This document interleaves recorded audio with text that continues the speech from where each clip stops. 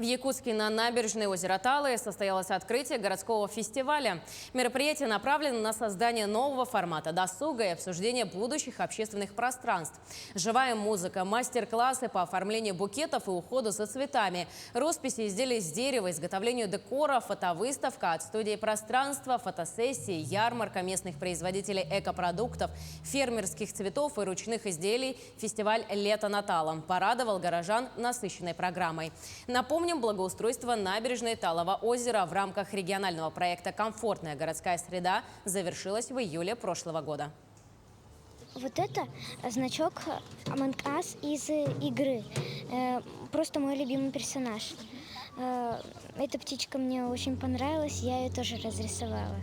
И клубника тоже. Мне очень нравится эта идея, потому что дети будут рисовать и, наверное, будут много проводить время